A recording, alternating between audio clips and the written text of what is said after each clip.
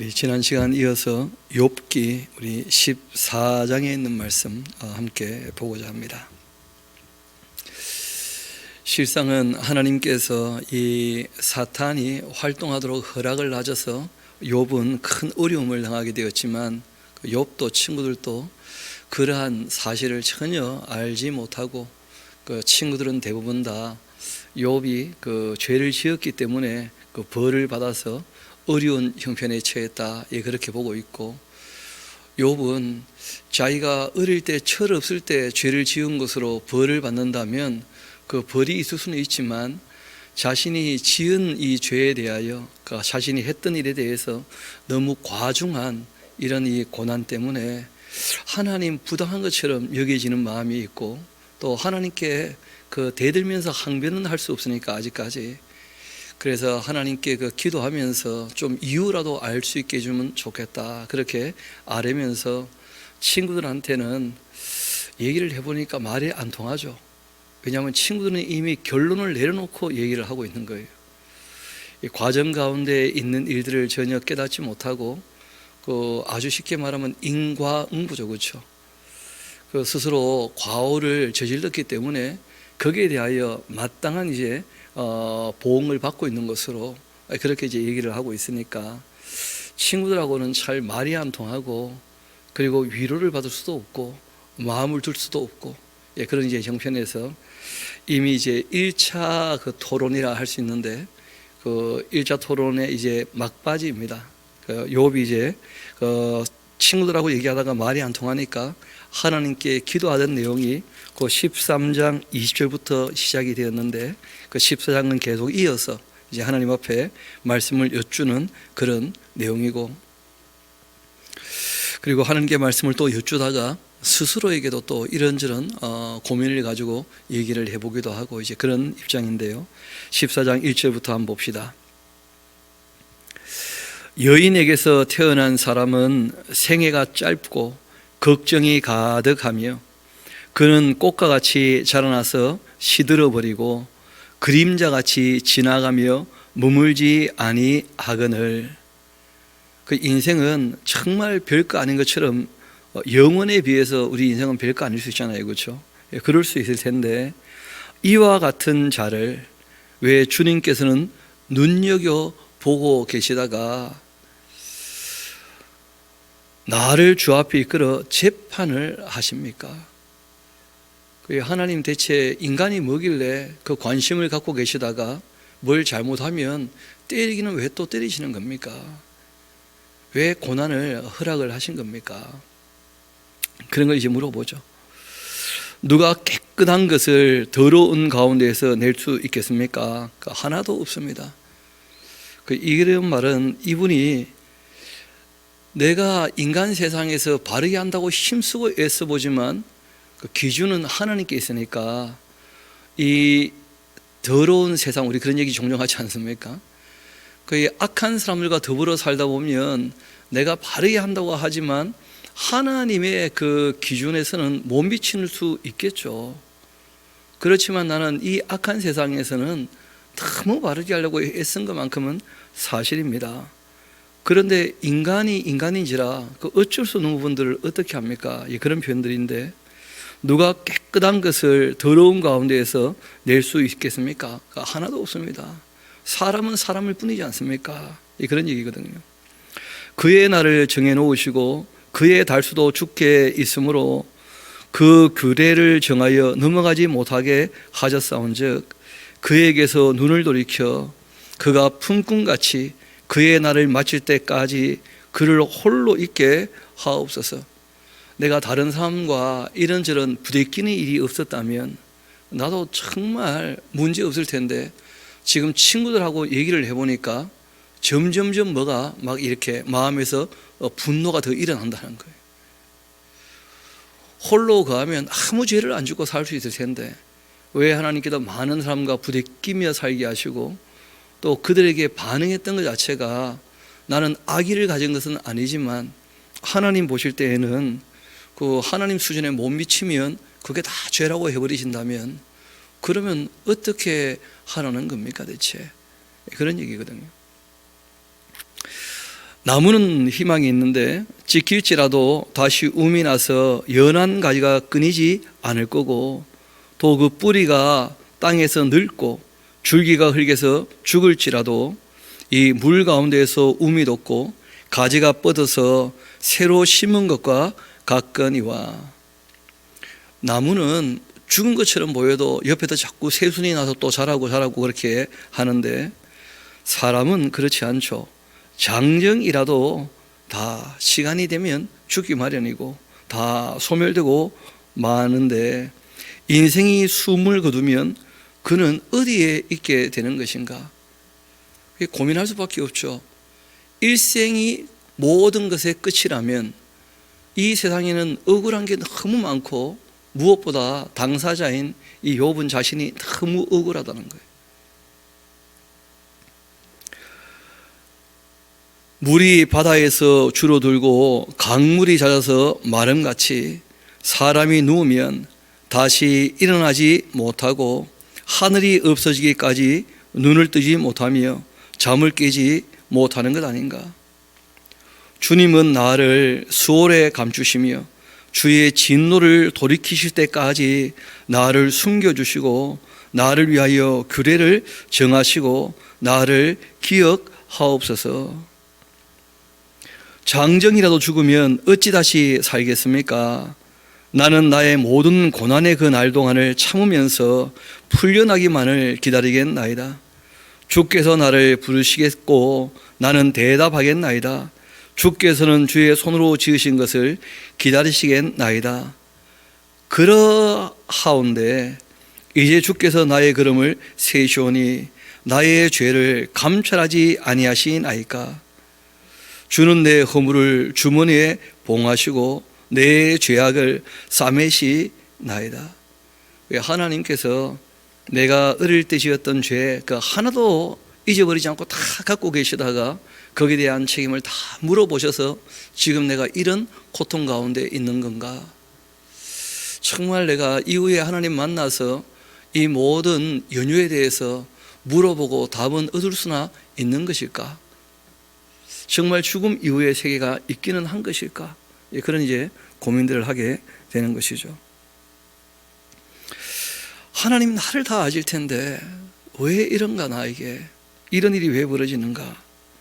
18절 이어봅시다. 무너지는 산은 반드시 흩어지게 되고 바위는 그 자리에서 옮겨가게 되고 물은 돌을 닳게 하고 넘치는 물은 땅의 그 티끌을 씻어버리나이다. 이와 같이 주께서 사람의 희망을 끊고 계십니다. 이 욥에게는 아무 희망이 없다는 거예요. 지금 주께서 사람을 영원히 여기셔서 떠나게 하시며 또 그의 얼굴빛을 변하게 하시고 쫓아 보내시오니 그 아들들이 존귀하게 되어도 그가 알지 못하며 그들이 비천하게 되어도 그가 깨닫지 못하나이다. 다만 그의 살이 아프고 그의 영혼이 애곡할 뿐이니이다. 그 세상에 영원한 것은 아무것도 없는 것처럼 보인다, 그런 얘기를 하셔요. 그 산도 보니까 점점점 무너져 내리고 바위도 자리를 옮기고 실제로 강이 흐를 때 그 바위들은 물에 의해서 어떻게 됩니까? 닳아버리지 않습니까? 그렇죠? 사람도 마찬가지고, 그리고 사람이 죽고 난 다음에 자기 자녀들이 잘 될는지 또는 비참하게 될는지 거기에 대하여 무슨 생각을 할 수 있겠는가? 또 당사자가 너무 괴롭고 아프면 자기 자녀라 할지라도 그 자녀가 잘 되고 안 되고 하는 것이 그 당사자 아픈 사람에게는 별로 의미 있게 여겨지지도 않는다는 거예요. 본인이 더 아프니까, 더 괴로우니까. 이렇게 이제 그 욥이 하나님께 기도하면서 또 한편으로는 그 신세 한탄 같은 것이죠. 그렇죠? 내가 어쩌다 이런 모양이 되고 말았나? 내가 이 연유를 어떻게 알 것인가? 그렇게 이제 얘기를 마무리하자. 그 욥보다 좀 나이가 많으신 분이라 그랬죠. 그렇죠? 친구기는 하지만 연배가 훨씬 많은 그 엘리바스가 이제 또 한 번 얘기를 꺼냅니다. 아주 지혜자이고 철학자인 사람인데, 대만 사람 엘리바스가 대답을 합니다. 이르되 지혜로운 자가 어찌 헛된 지식을 가지고 대답하고 있냐? 어찌 동풍을 그 복부에 채우겠냐? 지금 우리가 이제 욥의 말을 들어봐도 좀 그런 게 느껴지는데 말이 명료하지가 않잖아요, 그렇죠? 그러니까 엘리바스가 들어보면서 뭐라고 얘기를 하느냐면 너 말이 바람 같다는 거예요. 왜 그렇게 횡설수설하냐? 아주 똑똑해 보이는데 아주 헛된 얘기를 하고 있네 하는 식으로 이제 엘리바스가 이야기를 하면서 욥에게 이제 반박을 또 하기 시작합니다. 어찌 도움이 되지 아니하는 이야기, 무익한 말을 가지고 자기를 변론하고 있느냐? 엘리바스가 들어봤을 때 욥의 말은 전혀 신빙성이 없다는 거예요. 자기 말로는 이렇게 이 고난을 당할 만큼 죄 지은 적이 없다고 하는데 엘리바스가 아는 상식으로는 아니 하나님은 공의로우신 분이신데 너가 죄를 안 지었는데 왜 때리시겠냐? 너가 솔직하지 않은 거다. 지은 죄를 토로해야 마음이 편해지지 이 사람아. 왜 자꾸 아니라고 하냐? 그렇게 이제 군박을 하는 것인데 이어봅시다. 참으로 너가 하나님 경외하는 일을 그만두어 그 하나님 앞에 목도하기를 참 그치게 하고 있구나. 신앙 없는 사람처럼 보인다. 이렇게 이제 얘기를 하는 거예요, 엘리바스가. 너의 죄악이 너의 입을 가르치고 있다. 너 말하는 거 보니까 이미 하나님께 함부로 말하는 거 보니까 너는 죄인이 확실해. 또 너가 간사한 자의 그 혀를 아주 좋아하고 있구나. 너는 정직한 것을 너를 정죄한 것은 내가 아니고 너의 입이 지금 너를 오히려 정죄하고 있다.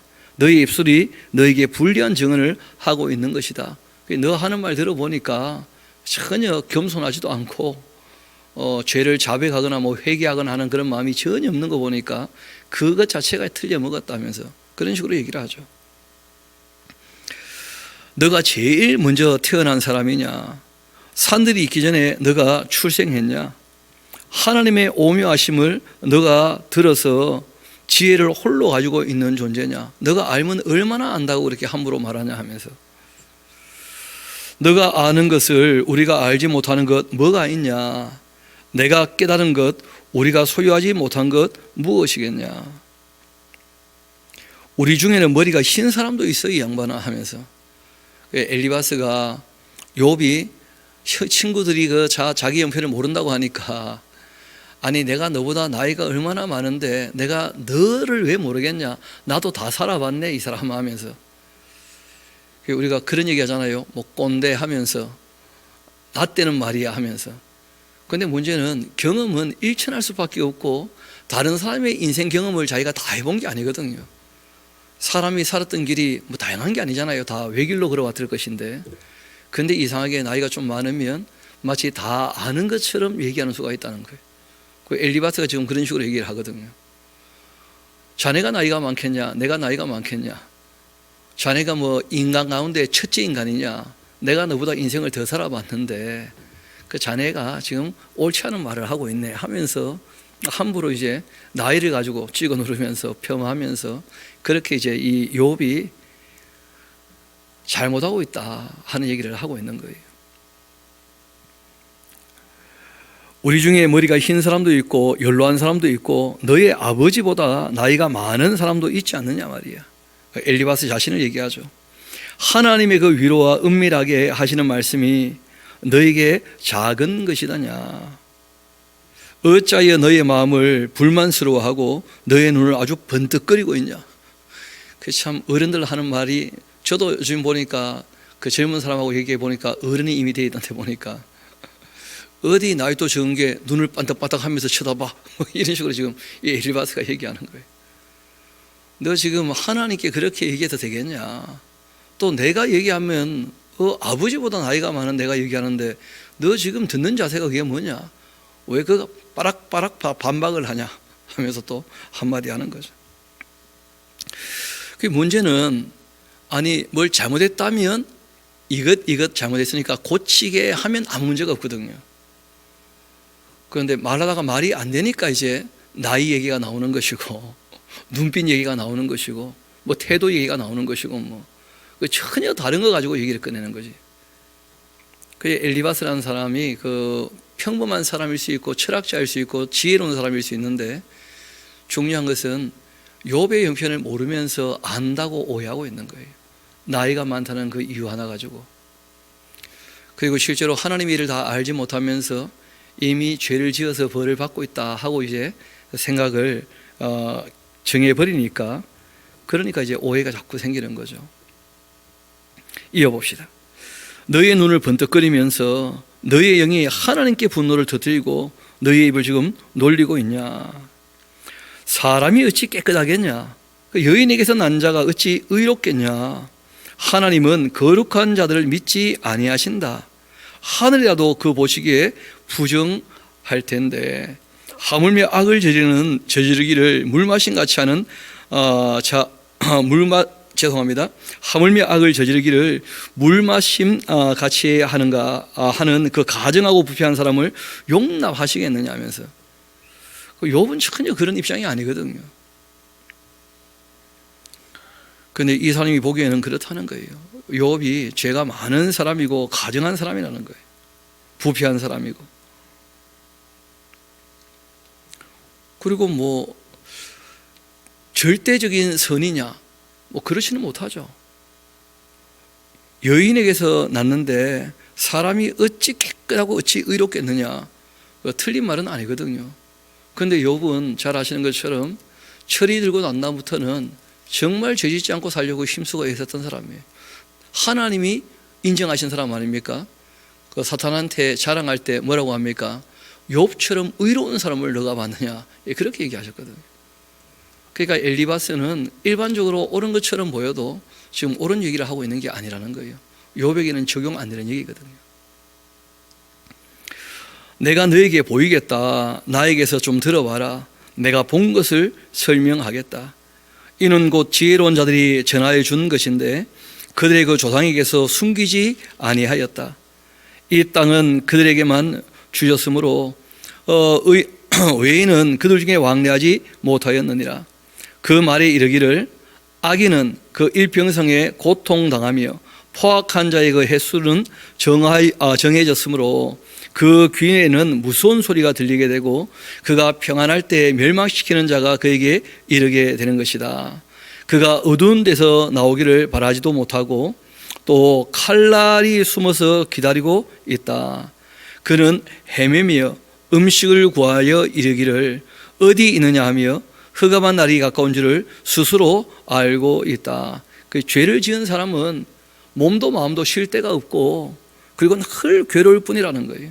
그리고 자기에게는 흑암의 날이 닥칠 거라는 거 다 알고 있다는 것이죠. 뭐. 그러니까 죄를 지은 사람은 그 죄의식 때문에 그 악한 사람은 괴로울 수밖에 없는 거다. 그러니까 자네가 지금 괴로워하는 거 보니까 죄를 지은 거야. 이런 식으로 얘기를 하는 거예요. 환난과 역경이 그를 두렵게 하며 싸움을 준비한 왕처럼 그를 쳐서 이길 것이다. 이는 그 손들어 하나님을 대적하며 교만하여 전능한 자에게 힘을 과시하기 때문이다. 이런 고난을 당하고 있는 그 이유를 좀 알려달라 하고 욥이 얘기했는데 엘리바스는 너가 지금 말하는 꼬락서니가 하나님께 대적하는 것처럼 보이니까 이미 악한 사람 아니냐. 그러니까 실제로는 인과가 명확치 않지 않습니까? 그 죄 때문에 고통당했다면 회개하면 되는데 실제로 이 욥의 고난은 죄로 말미암아 있게 된 고난이 아니었거든요. 하나님께서 지금 징계하시는 거는 거나 이 벌을 주시는 게 아니거든요.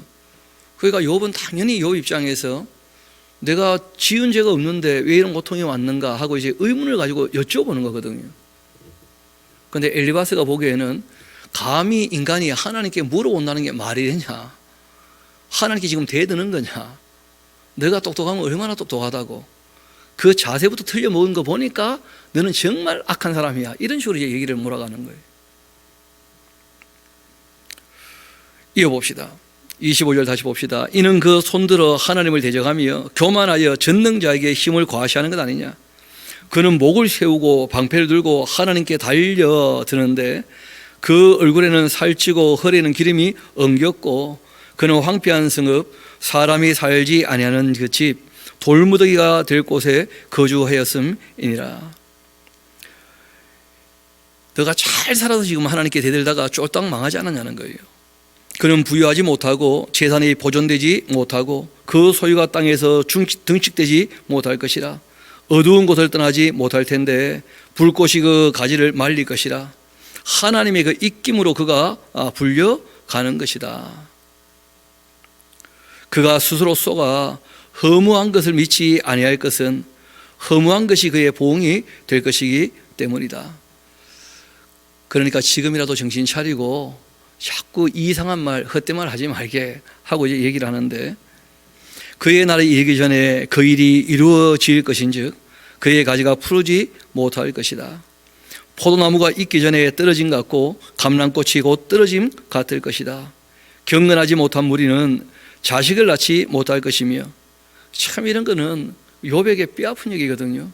왜냐하면 욥의 10아들이 어떻게 되었습니까? 그 7아들 3딸 다 죽었지 않습니까?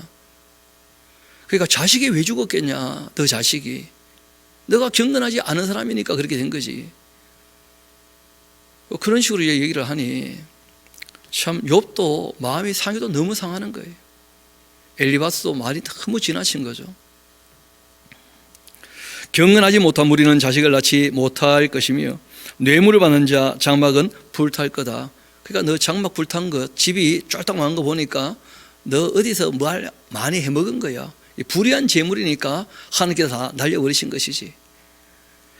그들은 그 재난을 잉태하고 죄악을 낳고 그들의 그 뱃속에 속임을 준비한다 하고 이제 이 엘리바스가 아예 그냥 대놓고 노골적으로 너 당한 일을 보면 너는 죄인이 너무나 확실해. 애들도 다 죽어놓고 할 말이 있냐 너가.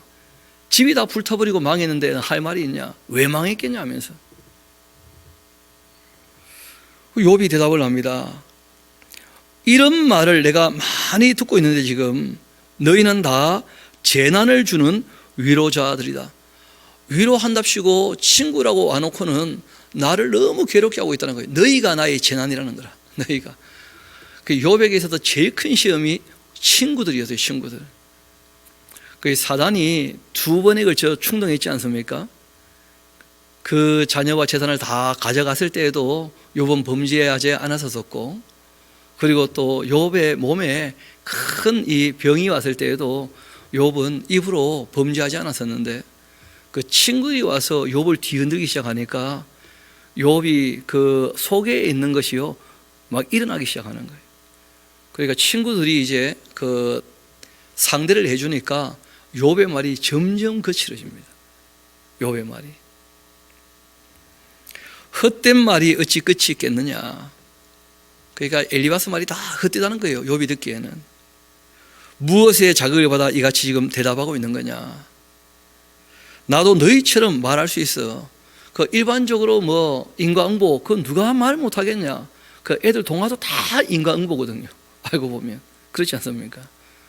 그런데 세상이 그렇게 단순합니까? 인생이 그렇게 평면적이지 않거든요. 가령 너희 마음이 나의 마음자리에 있다고 하자. 나도 그럴듯한 말로 너희를 치고 너희를 향하여 머리를 흔들 수 있다.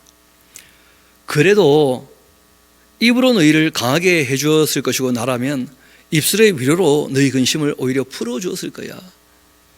왜냐하면 사람이 어려운 형편에 처했을 때 실제로 왜 그런지 다 알 수 없기 때문에 오히려 우는 자와 함께 울어주는 게 그게 당연한 자세지. 그래. 힘들고 어려운 사람에게 자기 멋대로 함부로 판단 내리고는 군박해 버리니까 그렇게 하는 것은 잘못된 거 아니냐는 거예요. 그것도 오래 사신 분이 지금 엘리바스에게 그런 식으로 얘기를 하는 거예요. 내가 말하여도 나의 근심이 풀리지 않고 잠잠해도 내 아픔이 줄어들지 않고 있다는 거예요. 참 말해도 문제고 안 해도 문제고. 왜냐하면 상대가 오해하고 있으니까 말을 안 하면 자기가 옳다고 착각할 것이고, 또 무슨 말을 하면 저 봐라 죄 지은 주제에 말한다 말해 하면서 또 함부로 대할 것이고, 말 안 할 수도 없고 말할 수도 없고, 그래도 뭐 말할 수밖에 없다는 거예요. 그러니까 그 사람들하고는 말이 안 통하니까 또 얘기를 꺼내다가 하나님께 또 말씀을 아뢰 수밖에 없는 거예요. 이제 주께서 나를 피로하게 하시고 나의 온 집안을 패망하게 하셨나이다. 주께서 나를 시들게 하셨으니 이는 나를 향하여 증거를 삼으심이라. 나의 파리한 그 모습이 일어나서 대면하여 내 앞에서 증언하리이다. 그는 진노하셔서 나를 찢어버리고 적대시하시며 나를 향하여 이를 갈고 계시고 원수가 되어 날카로운 눈초리로 나를 보고 계신다. 하나님에 대해서 욥이 그 오해를 하고 있는 거죠. 지금 실제로는 누가 활동을 한 겁니까? 사탄이 활동을 한 것이거든요. 하나님은 이제 허락하신 것이고, 그런데 욥 입장에서는 그 중간에 사탄이 끼어가지고 이제 자기를 괴롭게 하고 있다는 것, 그 생각을 지금 못 하고 있는 거예요. 그러니까 하나님이 나를 이렇게 대하시는 것 아닌가 하는 식으로 이제 얘기를 하는 거죠. 여러분, 신약에 봐도 그런 장면 나오지 않습니까? 예수님께서 성령에 이끌리어 광야로 가셨는데 시험 받기는 누구한테 시험 받아요? 사탄에게 시험 받으시는 거예요. 40일 동안 금식하시고 3번이나. 그러니까 예수님은 시험하는 존재가 누군지 명확히 알기 때문에 주 너희 하나님을 어떻게 하지 말라고요? 시험하지 말라. 사람이 떡으로만 사는 것이 아니다. 하나님 아버지께만 경배해야 된다. 그런 거 이제 명확히 하시거든요. 영적인 세계를 다 아시니까. 그런데 욥은 아직 그런 입장이 못 되는 거예요. 그러니까 이제 어려움 닥치니까 하나님께 원망 비슷하게 그렇게 이제 말씀을 여쭐 수밖에 없는데, 신세한당처럼 그렇게 날카로운 눈초리로 나를 보시고 또 무리들은 나를 향하여 입을 크게 벌리고 또 나를 모욕하면서 뺨치고 함께 모여 나를 대적하고 있구나. 하나님이 나를 악인에게 넘겨버리시고 행악자의 손에 던지셨구나. 내가 평안해서 썼는데 그가 나를 꺾어버리시고 내 목을 잡아 나를 무너뜨리시며 나를 세워서 관역으로 삼으셨고 그 화살들이 사방에서 날아와 사정없이 나를 쏘니까. 이분이 얼마나 자기 괴로움을 토로하느냐 하면, 하나님이 막 화살을 너무 많이 쏴가지고 그는 내 콩팥들을 꿰뚫어 버리고 그는 내 쓸개가 땅에 흘러나오게 그렇게 하고 계신다. 너무 고통스럽다는 거예요. 관역에다가 세워놓고 화살을 쏘는 것처럼, 문제는 이제 관역에 세워놓고 화살을 쏠 때 당할 수밖에 없다는 거 아니겠어요? 지금 이유도 모르고. 좀 이유라도 알면 좋겠는데. 그가 나를 치고 다시 치고 용사같이 내게 달려들고 계시니 내가 굵은 배를 꿰매어 내 피부에 덮고 그리고 내 뿔을 티끌에 더럽혔구나. 내 얼굴은 울음에 붉게 되었고 내 눈꺼풀에는 죽음의 그늘이 있게 되었다. 여러분, 사람이요 너무 힘들고 괴롭게 되어지면 얼굴이 어두워지기도 하지 않습니까? 그리고 이제 눈꺼풀이 검어지는 것을 보통 우리가 뭐라 그럽니까? 다크서클이 내려온다. 다크서클. 너무 얼어가지고 얼굴은 빨갛게 되었고 그리고 눈꺼풀은 검게 내려오게 되었고, 그러나 내 속에는 포악이 없다는 거예요. 자기는 지은 죄가 없다는 거예요. 남을 괴롭게 한 적이 없고 나의 기도는 정결하다는 거예요. 하나님께 이렇게 내가 말씀을 아뢰고 토로하지만 자기 말 중에는 틀린 말이 하나도 없다는 거라. 실제로는 이제 하나님에 대해서 오해를 하고 있죠. 그러나 자기 형편에서는 다 맞는 말로 여겨져서 얘기를 한다는 거예요. 왜 하나님께서 나에게 이렇게 하시는지.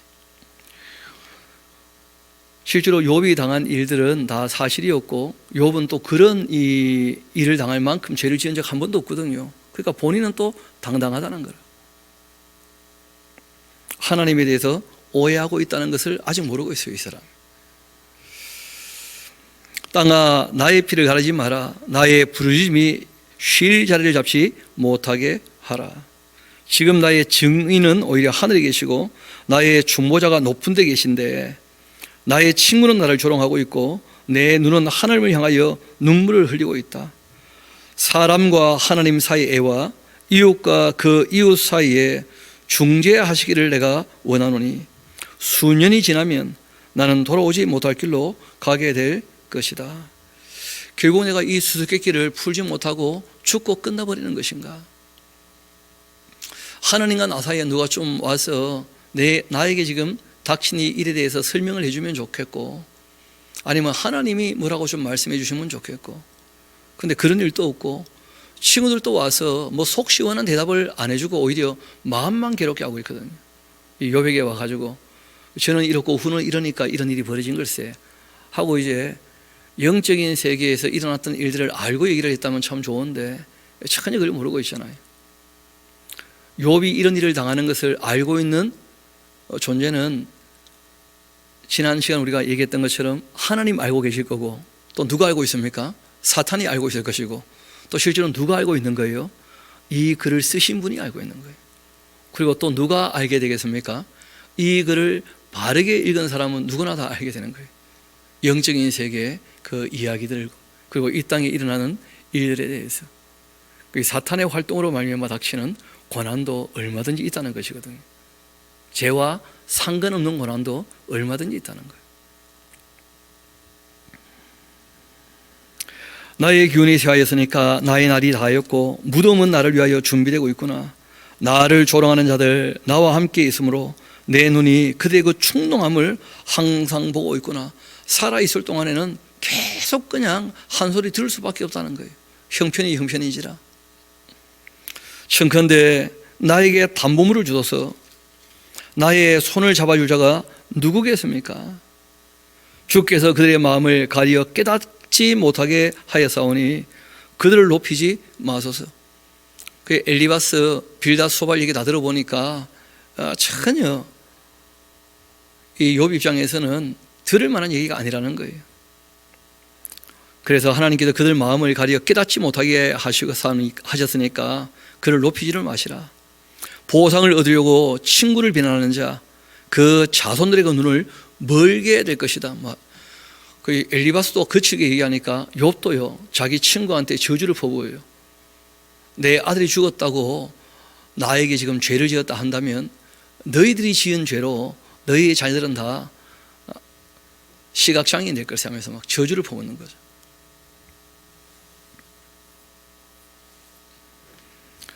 하나님이 나를 백성의 그 속단거리가 되게 해버리셨고, 또 그들은 내 얼굴에 지금 침을 뱉고 있습니다. 내 눈은 근심 때문에 어두워졌고 나의 온 지체는 그림자 같고, 정직한 자는 이로 말미암아 놀라게 되고 죄 없는 자는 경건하지 못한 자 때문에 분을 내는데, 그러므로 의인은 그 길을 꾸준히 갈 거고 손이 깨끗한 자는 점점 힘을 얻게 되는데 너희는 모두 다시 울지니라. 내가 너희 중에서 지혜자를 찾을 수가 없다. 그러니까 참 몸이 아픈데요, 재밌는 것이 사람이 화가 나니까 힘이 나. 게다가 이분이 이제 화가 나서 힘이 나니까 나는 옳은 말 하니까 더 강해질 거야. 확 한번 이 분이 일어나면 뭐 강해진 것처럼 여겨질 수 있잖아요, 그렇죠? 마저도 안 아프고. 그러니까 또 뭐 잠시뿐이라. 나의 날은 지나갔고 나의 계획, 나의 마음의 그 소원 다 끊어지고 말았다. 그들은 밤으로 낮삼고 빛 앞에 어두움이 가깝다, 그렇게 하고 있는데 내가 소홀히 내 집 되기를 희망하여 내 침상을 흑암에 펴놓음에 무덤에게 너는 내 아버지라, 구더기에 너는 내 어머니 내 자매라 그렇게 할지라도 나의 희망이 어디 있고 나의 그 희망을 누가 볼 수가 있겠는가. 이분이 앞에 그런 얘기 했거든요. 누가 내 손을 잡아줄까? 그러니까 하나님과 나 사이를 누가 좀 재판할 때까지 내가 살아있어야 답을 얻을 텐데, 근데 지금 본인이 막 화가 나가지고 잠깐 용기를 얻은 것처럼 여겼지만 실상은 죽어간다는 걸 알고 있거든요. 너무 약해졌고 몸은 너무 아프고 이제 곧 죽을 것 같은데 내가 무슨 희망을 볼 수 있는가? 우리가 흙 속에서 쉴 때 희망이 수월의 문으로 내려갈 뿐이라. 궁금하지만 아무런 의문을 풀지도 못하고 죽고 끝나버린다면 그 인생은 뭐냐? 이렇게 이제 그 욥이 엘리바스에게 대답을 하다가, 하나님께 기도하다가, 신세한탄 하다가, 친구를 저주하다가 결국 뭐 죽고 마는구만 하고 이제 말을 그치게 되자 빌닷이 또 기다렸다는 듯이 얘기를 해요. 근데 우리가 지금 이렇게 쭉 대화를 보면 아시겠습니다만은 친구들의 말보다 항상 욥의 말이 더 길어요. 욥의 말이. 욥이 할 말이 많은 거죠. 수아 사람 빌닷이 또 대답을 합니다. 이르되 너희가 어느 때에 가서 말의 그 끝을 맺겠냐? 깨달아라. 내가 이번에 끝내줄게. 더 이상 내가 욥 말 못하게 이번에 내가 끝내줄게 하면서 깨달으면 좋겠다. 그 후에 우리가 말하겠다. 어찌하여 우리를 짐승으로 여기고 부정하게 보고 있냐? 욥에게 너 나를 이렇게 보면 되냐? 너는 지금 고통 가운데 있고 우리는 멀쩡한데 누가 죄인이겠냐? 이런 식으로 이제 얘기를 꺼내는 거거든요. 울분을 터뜨리며 자기 자신을 찢는 사람아. 그 욥이 하는 말로 욥은 더 악한 것만 드러나는 거다 하는 식으로 얘기를 하는 거예요. 자기를 찢는 사람이라는 거를. 너 때문에 땅이 버림을 받겠냐? 바위가 그 자리에서 옮겨지겠냐? 뭐 너가 하나님께 항변하고 토로한다 해도 세상 변하는 거 아무것도 없다고. 악인의 그 빛은 꺼지게 될 거고 그 불꽃은 빛나지 않을 거네. 그 장막 안의 빛은 어두워지고 그 위에 그 등불도 다 꺼지고 말 것이고 그 활기찬 걸음 피곤하여지고 그가 밀랑꾀의 숯으로 빠지게 될 것이다. 이는 그의 발이 그물에 빠지고 올가미에 걸려 들게 되고 그의 그 발 뒤꿈치는 덫에 치이고 그 몸은 올무에 얽히게 될 것이고 그를 잡을 덫이 땅에 숨겨져 있고 그를 빠뜨릴 함정이 길목에 있고 무서운 것이 사방에서 그를 놀라게 하고 그 뒤를 쫓아갈 것이고. 그 지금 욥에게 그 협박 비스무리하게 하는 거예요. 너가 지금 회개하지 않고 계속 하나님께 항변한다면 더 큰 어려움이 닥칠 수 있다. 너 함부로 그렇게 얘기하지 마 하면서 이제 이 협박하듯이 그렇게 얘기를 하는 것인데 그 힘은 그 기근으로 말미암아 쇠하게 되고 그 곁에는 재앙이 기다릴 거다. 질병이 그 피부를 삼키고 그 사망의 장자가 그 지체를 먹을 거고 그가 의지하던 것 다 장막에서 뽑히게 되고 그는 공포의 왕에게 잡혀갈 것이고 그에게 속하지 않은 자가 그 장막에 거하게 될 것이다. 유황이 그 초소에 뿌려질 것이며 밑으로 그 뿌리가 마르고 위로는 그 가지가 시들게 될 것이고 그를 기념함이 땅에서는 사라지고 거리에서는 그의 이름이 전해지도 않을 것이며 그는 광명으로부터 흑암으로 쫓겨 들어가며 세상에서 쫓겨나게 될 것이고 그가 그 백성 가운데 후손도 없고 후예도 없을 거고 그가 거하던 곳에는 남은 자가 한 사람도 없을 것이다. 그 악인의 운명은 이런 것인데 지금 너가 이 악인의 운명 중에 반 이상 이루어졌는데 지금 더 그 악한 길로 가면 진짜 망한다 하고 이제 이렇게 협박 비스무리하게 한마디 하는 거예요. 그의 그 운명에 서쪽에서 오는 자 동쪽에서 오는 자 다 깜짝 놀라게 될 거다. 그 망한 것을 보고 참으로 불의한 자의 집이 이러하지 않는가. 하나님을 알지 못하는 자의 초도도 이러하다 하고 얘기했는데 이 빌닷이 이 말은 옳은 말이 아니었거든요. 아시는 것처럼 욥이라는 사람이 악한 사람입니까? 하나님이 인정하시는 의로운 사람입니까? 그 의로운 사람에게 악한 사람의 운명을 얘기하고 있으니 그러니까 욥이란 상대가 없다면 일반적으로 틀린 말은 아니에요. 그렇죠? 악한 사람은 망한다는 것은 당연한 얘기 아니겠습니까? 그런데 이 땅에서 과정 가운데 지금 있는 일을 가지고 그렇게 평가를 할 수 있겠냐는 거예요. 평가란 문제는 딴 문제거든요.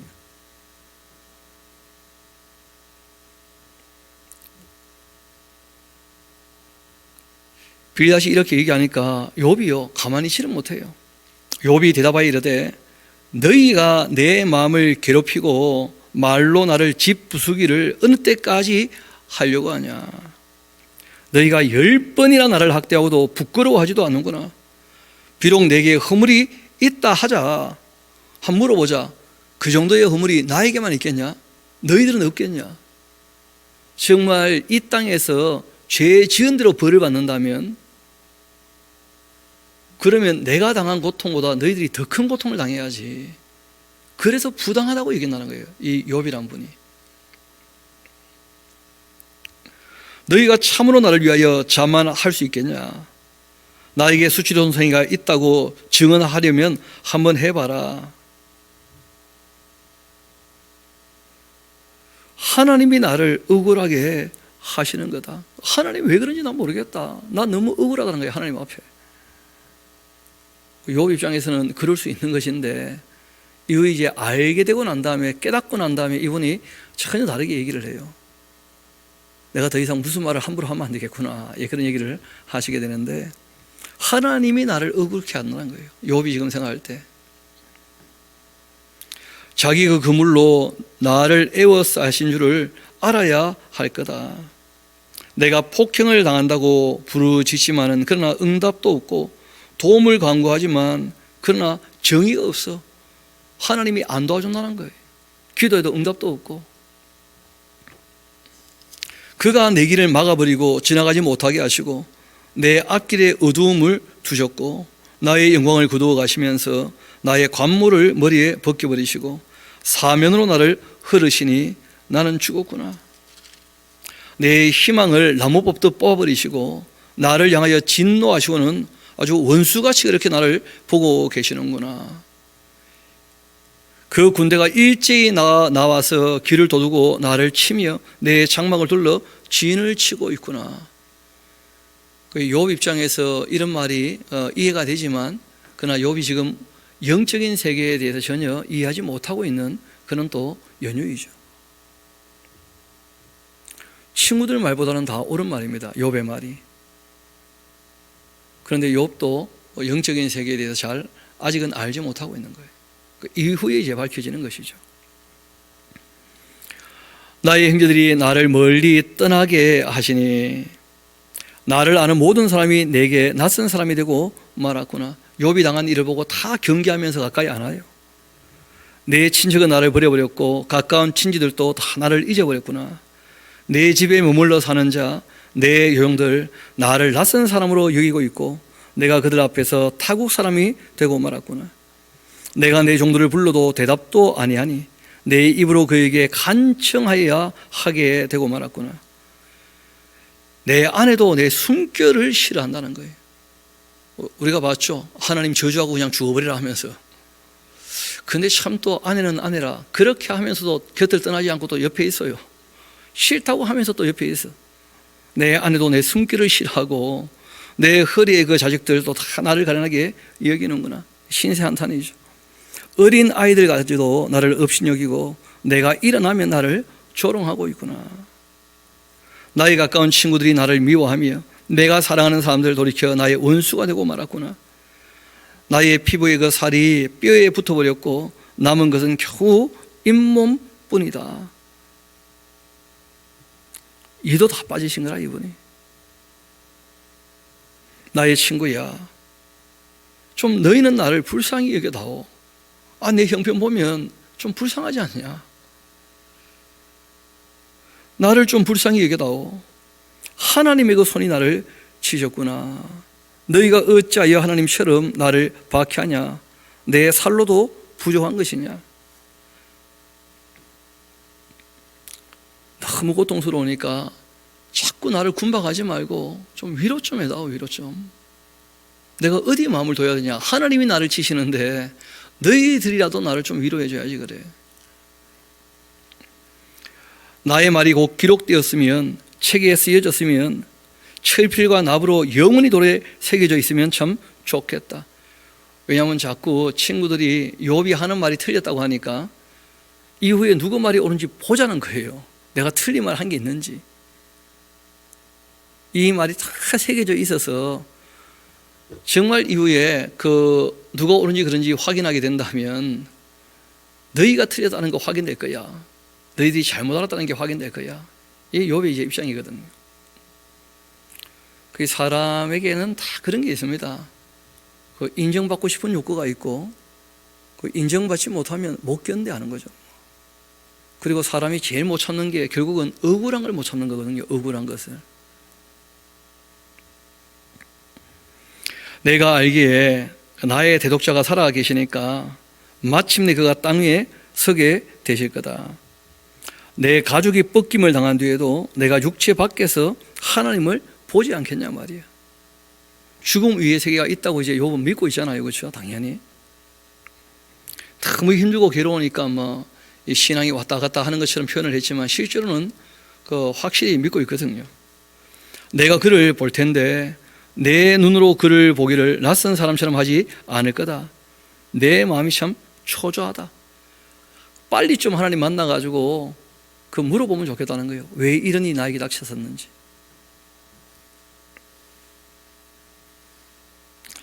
너희가 만일 이르기를 우리가 그를 어떻게 칠까 하며 또 이르기를 이 일의 그 뿌리가 그에게 있다 그렇게 할진대 너희는 칼을 두려워할지니라 분노는 그 칼에 형벌을 부르나니 너희가 심판장이 있는 줄을 알게 될 것이다. 너희가 자꾸 나의 분노를 불러일으키니까 그 분노는 칼의 형벌을 부르는 법이야. 이후에 하나님 앞에 섰을 때 너희 말이 옳다고 확인할 수 있겠냐. 이렇게 이제 빌닷의 말에 대해서 욥이 대답을 한 거죠. 실제는 빌닷의 말에 대답을 했다기보다는 신세 한탄하듯이 하나님께 또 기도하듯이 그리고 자기 형편에 대해서 도움도 바라지만 실상은 그들 때문에 너무 괴롭고 아프니까 두고 보자 이런 식으로 이제 얘기를 하게 됐는데 그 얘기를 또 나아마 사람 소발이 듣고 대답을 하죠. 이르되 그러므로 내 초조한 마음이 나로 하여금 대답하게 한다. 지금 이 엘리바스, 빌닷 그리고 또 이 욥 하는 얘기를 쭉 들으면서 이 소발이라는 사람이 막 말할 게 목구멍까지 차올랐었어요. 근데 다 나이 많으신 어른들이 얘기를 하니까 자기 차례를 기다리고 있다가 이제 내가 말하게 됐다 하면서 이제 얘기를 꺼내는 거예요. 이는 내 중심이 아주 조급하기 때문이다. 내가 나를 부끄럽게 하는 그 책망을 듣게 되었는데 욥 말을 들으니까 그럼 내가 죄를 지었단 말이냐. 너희는 허물이 없냐 이런 얘기 하지 않습니까 욥이. 나의 그 슬기로운 마음이 나로 하여금 대답하게 한다. 나는 허물이 없다. 나는 멀쩡한 사람이다. 그래서 고통당하는 너, 죄를 지어서 벌받는 너에게 내가 할 말이 있다. 지금 그런 거거든요. 너가 알지 못하느냐. 예로부터 사람이 이 세상에 생긴 때로부터 악인이 이긴다는 자랑도 장시고 경건하지 못한 자의 즐거움도 잠깐이다. 누구나 다 죽게 된다는 거죠. 그 존귀함이 하늘에 닿고 그 머리가 구름에 미친다 할지라도 자기의 똥처럼 영원히 망하고 말 거다. 다 흙으로 돌아간다는 거예요. 그를 본 자가 이르기를 그가 어디 있느냐 그렇게 할 거다. 그는 꿈같이 지나가니 다시 찾을 수가 없을 것이고 밤에 보이는 환상처럼 사라지는 것이다. 그를 본 눈이 그를 다시 보지 못할 거고 그 초도도 다시 그를 보지 못하게 될 거다. 그 아들들 가난한 자에게 은혜를 구하게 될 거고 그도 얻은 재물을 자기 손으로 도로 주게 될 것이다. 그 귀골이 청년같이 강장하지만 그러나 그 기세가 그와 함께 흙에 눕게 될 것이다. 마치 전도서에 죽음을 앞두면 모든 것이 헛되다 하는 것처럼 결국 사람은 다 죽고 흙으로 돌아가는 건 아니냐.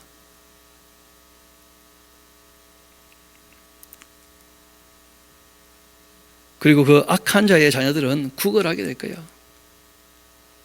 12절 봅시다.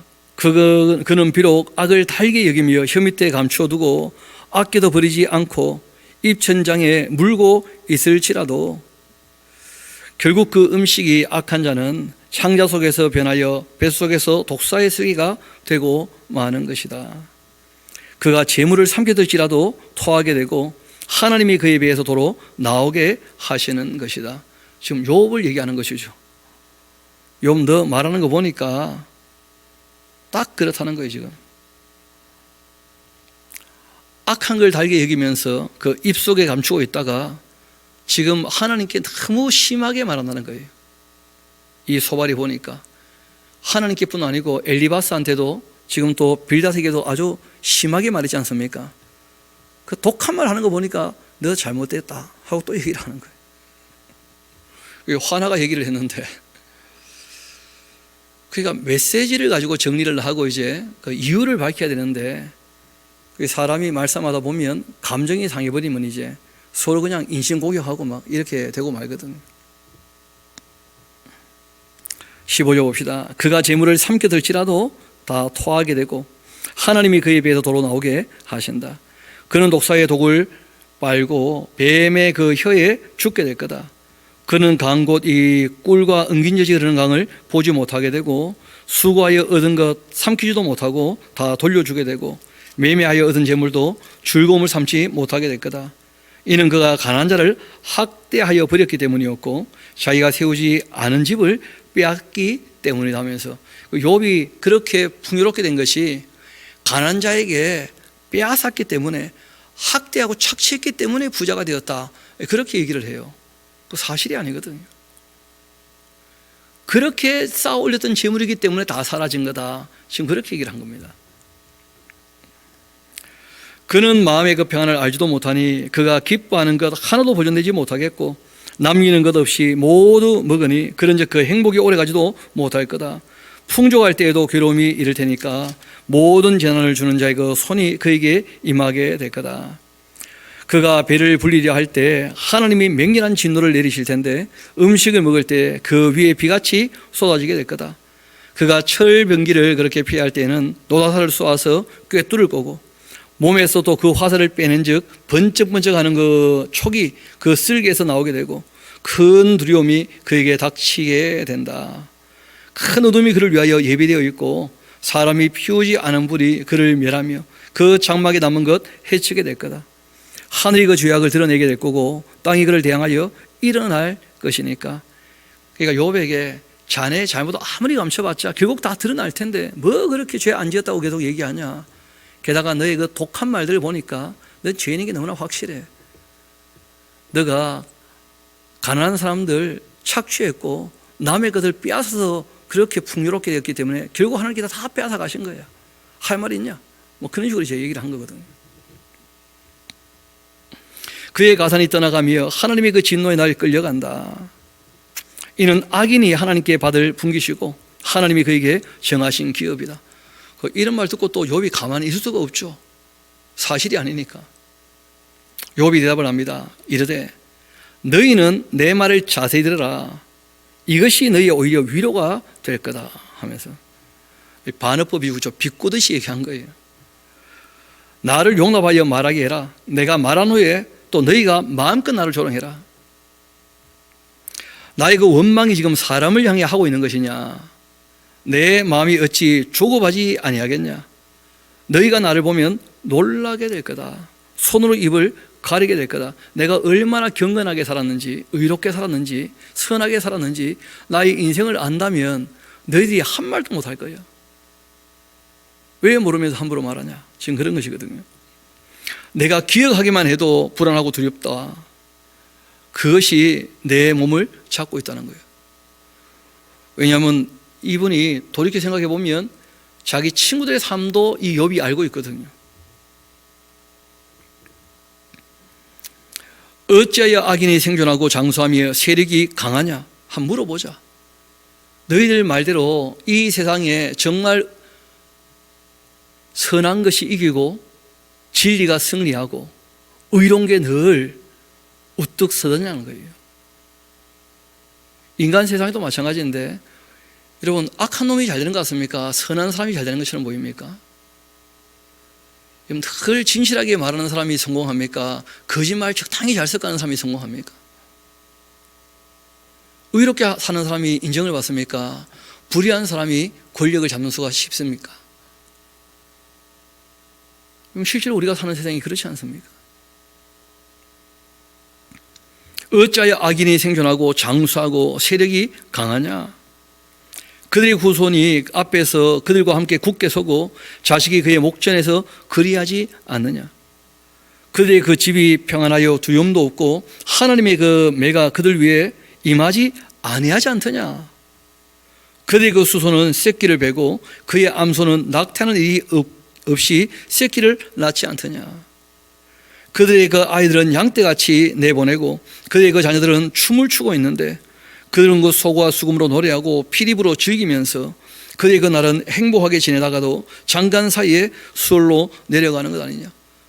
그들이 이 땅에 살아갈 때 죽기 전까지 늘 그냥 흥청망청 그렇게 사치와 향락을 누리다가 그러고는 잘 죽던데 보니까 늙어가지고 악한데 그렇게 사는 사람들 얼마든지 있지 않냐 이 세상에.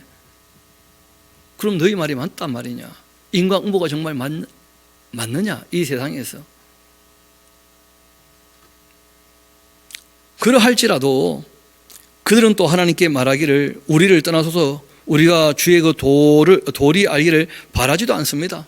우리는 마음껏 살고 싶은데 하나님의 말씀을 알면 부담되니까 전능자가 누구이기에 우리가 섬기고 우리가 그에게 기도한들 무슨 소용이 있으랴. 그렇게 하면서 악한 사람들이 하나님을 완전히 무시하고 그렇게 흥청망청 사는데 그러나 그들의 그 행복이 그들 손안에 있지 아니하니 악인의 계획은 나에게서 멀다는 거예요.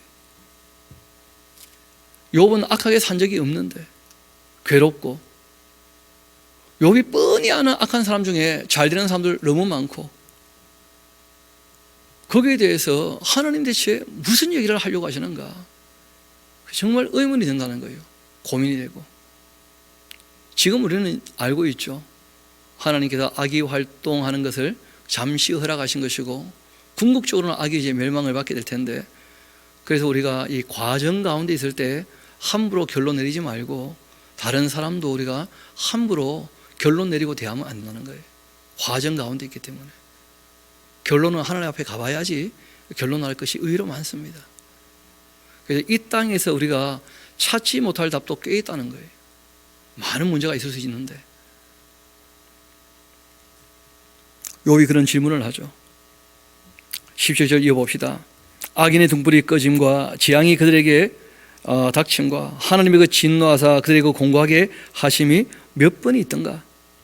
그들이 그 바람 앞에 금불같이 폭풍에 날아가는 것 같이 그렇게 되었는데 하나님은 그 죄악을 그 자손들을 위하여 쌓아두시고 그에게 갚을 것을 알게 하시기를 내가 원한다. 자기의 그 열명을 자기 눈으로 보게 하며 전능자의 진노를 마시게 할 것이라. 그 달수가 닿으면 자기 집에 대하여 무슨 관계가 있겠는가. 그러나 하나님께서는 높은 자들을 심판하시나니 누가 능히 하나님께 지식을 가르치겠느냐. 어떤 사람은 죽도록 기운이 충실하여 안전하며 평안하고 또 그 그릇에는 젖이 가득하며 그 골수는 윤택하고 어떤 사람은 마음에 고통을 품고 죽음으로 행복을 맛보지도 못하는도다. 이 둘이 매 한 가지로 흙속에 다 눕게 되고 그들 위에 구더기가 덮이는구나. 사람이 다 죽는 것은 매 한 가지인데 우리도 그런 거 있잖아요. 어떤 사람은 예쁘게 태어나서 늘 그냥 우대받으며 살고 어떤 사람은 못나게 태어나서 늘 그냥 여기저기서 시달리다가 그렇게 죽고 하나님의 공의가 어디 있는가. 그런 질문들을 하게 되지 않습니까? 결국 다 한 번 죽는 인생이지만 이 땅에서 한 번 사는 인생 너무 불공평하다는 거예요. 욥이 왔을 때 내가 너희의 그 생각을 알고 너희가 나를 해하라는 그 속셈도 내가 다 알고 있는데 너희의 말이 귀인의 집이 어디 있으며 악인이 살던 장막이 어디 있느냐 그렇게 하는구나. 너희가 길 가는 사람들에게 좀 묻지 아니하였냐. 그들의 그 증거를 알지 못하였느냐. 악인은 그 재난의 날을 위하여 남겨둔 바 되었고 진노의 날을 향하여 끌려가느니라. 누가 능히 그 면전에서 그 길을 알려주며 누가 그 소행을 보응하겠는가. 그를 무덤으로 메어가고 사람이 그 무덤을 지키리라. 그는 골짜기에 그 흙덩이를 달게 여길 테니까 많은 사람들이 그보다 앞서갔으며 모든 사람이 그 뒤에 줄지었느니라. 그런데도 너희는 나를 헛되이 위로하려느냐. 너희 대답은 뭐라고 얘기합니까? 거짓이라는 거예요. 악이 망한다는 것 나도 다 알고 있다는 거예요. 문제는 악이 망해야 되는데 이 세상에는 악이 망하지 않는 것도 얼마든지 있고 선한데도 악한 사람이 당해야 되는 고난을 받는 일도 얼마든지 있는 게 현실 아니냐는 거예요. 그거 부정할 수 있겠냐? 그러니까 너희가 하는 말은 일반론적으로 다 옳은 말처럼 보여도 그게 거짓말 아니냐? 특별히 나에게 하는 말은 그거 다 잘못됐다는 거예요. 욥은 죄 지은 게 없으니까. 그렇게 이제 2차 변론이 다 끝나고 우리가 내일은 또 3차 변론 또 들어봅시다. 욥이 이렇게 말했을 때 엘리바스가 또 가만히 있을 수 있는가? 그거 또 한 말씀 하시는 거예요. 3차까지 변론하고는 친구들이 더 이상 말을 안 하고 말을 못 하고 그렇습니다. 욥은 점점점 말을 더 많이 하게 되는데 우리가 그 다음 이야기는 그 다음 시간에 또 함께 살펴봅시다. 기도하시겠습니다.